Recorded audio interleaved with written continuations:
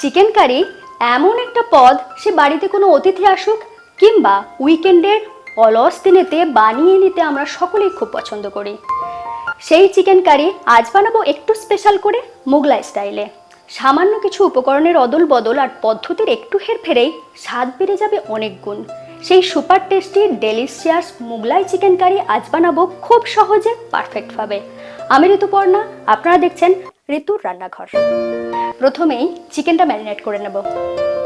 আমি নিয়েছি 750 gram chicken. দিয়ে দিচ্ছি হাফ লেবুর রস, আর দিয়ে দেব 1 টেবিল চামচ নুন। দিচ্ছি হাফ চা চামচ হলুদ গুঁড়ো, 1 চা চামচ কাশ্মীরি লাল লঙ্কার গুঁড়ো। এখানে আপনারা কাশ্মীরি লাল লঙ্কার পরিবর্তে নর্মাল লঙ্কার গুঁড়োটাও ব্যবহার করতে পারেন। আর দিয়ে দেব 1 টেবিল চামচ আদা রসুন বাটা। আর এখানে দিয়ে দেব 1 কাপ টক দই, মানে 250 গ্রাম মতন টক দই দিচ্ছি। এরপরে পুরো জিনিসটাকে ভালো করে মাখিয়ে নেব।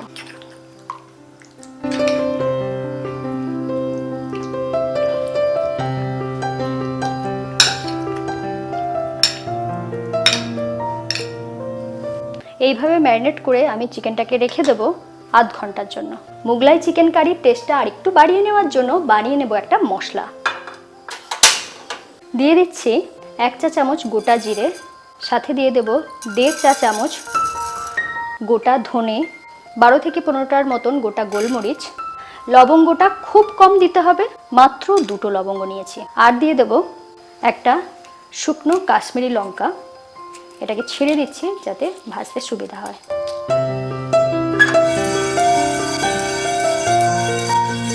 সামান্য একটু ভাজা হয়ে যাওয়ার পরে এর সাথে দিয়ে দিচ্ছি হাফ চা চামচের মতো নুন।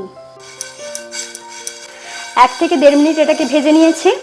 এখানে নুনটা দিলাম যাতে মশলাটা বাটতে সুবিধা হয়, আর যে মশলাগুলো দিয়েছি তার মধ্যে যে জলটা রয়েছে সেটাও খুব তাড়াতাড়ি শুকনো হয়ে যায়। একটু ঠান্ডা করার পরে বেটে নেব।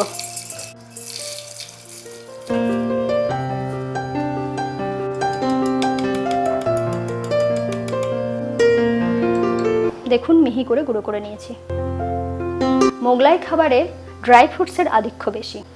এখানে আমি নিয়েছি 10-12টার মতন কাজু, আর নিয়েছি 7-8টার মতন আমন্ড। এই দুটোকেই আমি ঈষদুষ্ণ গরম জলে ভিজিয়ে রেখেছিলাম 15 মিনিটের জন্য।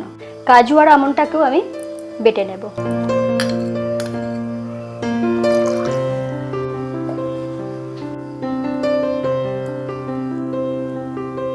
এরপরে বেরেস্তা বানিয়ে নিতে হবে, তার জন্য আমি 2টো পেঁয়াজকে এইভাবে লম্বা করে কুচি করে নিয়েছি।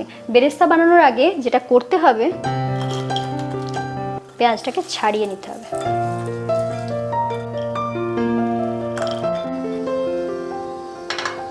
সর্ষের তেল নিয়ে নিচ্ছি 1/4 কাপ। এটা বেশ ভালো করে গরম হয়ে যাওয়ার পরেই দিয়ে দিচ্ছি কুচি করে রাখা পেঁয়াজ।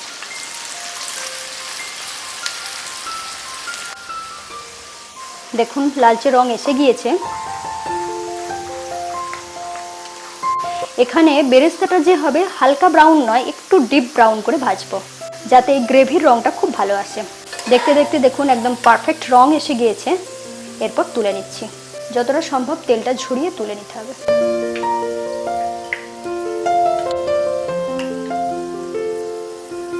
বেরেস্তাটা ঠান্ডা করে বেটে নেব, চেষ্টা করবেন জল ছাড়া বাটতে।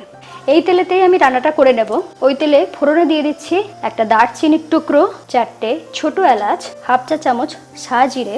সাজিরের পরিবর্তে আপনারা গোটা জিরেটাও ব্যবহার করতে পারেন।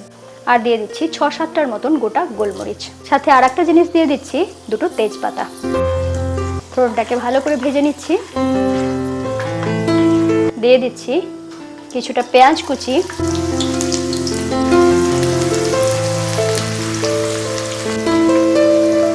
পেঁয়াজটা হালকা লাল করে ভেজে নিয়েছি। এরপর এখানে দিয়ে দিচ্ছি 1 টেবিল চামচ আদা রসুন বাটা। সাথে দিয়ে দিচ্ছি হাফ চা চামচ হলুদ গুঁড়ো, 1 চা চামচ কাশ্মীরি লাল লঙ্কার গুঁড়ো। এরপর সামান্য কয়েক সেকেন্ডের জন্য এই মশলাটাকে শুকনো ভেজে নিচ্ছি। খেয়াল রাখবেন এই সময় গ্যাসটা থাকবে লো ফ্লেমে। এরপরে দিয়ে দেব ম্যারিনেট করে রাখা চিকেনটা।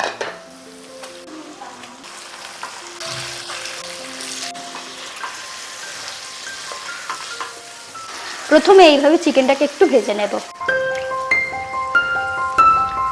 ঠান্ডা হয়ে যাওয়ার পরে ভাজা পেঁয়াজটাকে এইভাবে বেটে নিয়েছি, একদম জল ছাড়া। এটাই চিকেন কারির টেস্টটাকে একটা অন্য মাত্রা দেবে। 4 থেকে 5 মিনিট চিকেনটাকে ভালো করে ভেজে নিয়েছি। এরপর দিয়ে দিচ্ছি ম্যারিনেট করে রাখা গ্রেভিটা।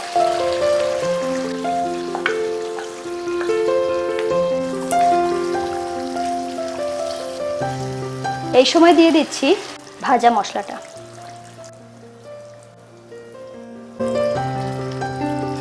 আবার একটু নাড়াচাড়া করে নিচ্ছি। এই মশলাটা দেওয়ার সাথে সাথে রংটা কতটা সুন্দর চেঞ্জ হয়ে গিয়েছে আর ফ্লেভারটাও কিন্তু দারুণ আসে।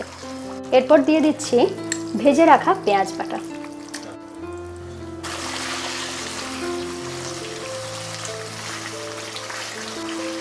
এক থেকে 2 মিনিট এটাকে কষিয়ে নিয়েছি আর চিকেনটাও মোটামুটি অনেকটাই সিদ্ধ হয়ে গিয়েছে। ঠিক সেই সময় দিয়ে দিচ্ছি বেটে রাখা কাজু আর আমন্ডের পেস্টটা।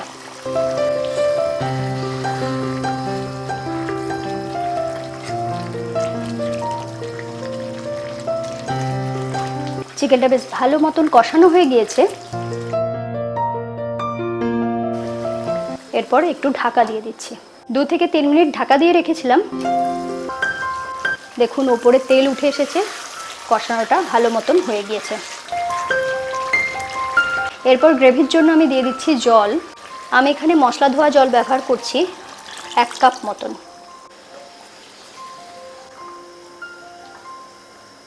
এরপর আমি ব্যবহার করব ফ্রেশ ক্রিম। ফ্রেশ ক্রিমটা সাধারণত মুগলাই খাবারে ব্যবহার করা হয়, সেই জন্য আমি ব্যবহার করলাম। দিয়ে দিচ্ছি 1 টেবিল চামচ ফ্রেশ ক্রিম। ফ্রেশ ক্রিম যদি না ব্যবহার করতে চান তাহলেও কিন্তু স্বাদের খুব বেশি হেরফের হবে না। এরপর ঢাকা দিয়ে কিছুক্ষণ রান্না করে নেব যতক্ষণ না চিকেনটা ভালো মতো সিদ্ধ হয়ে যায়। 7-8 মিনিট আমি সিদ্ধ করে নিয়েছি। চিকেন একদম সিদ্ধ হয়ে গিয়েছে। এরপর দিয়ে দিচ্ছি কাঁচা লঙ্কা 4টে। আপনারা চাইলে এখানেই শেষ করতে পারেন, তবে আমি একটু ধনেপাতা ছড়িয়ে দিচ্ছি ওপর থেকে।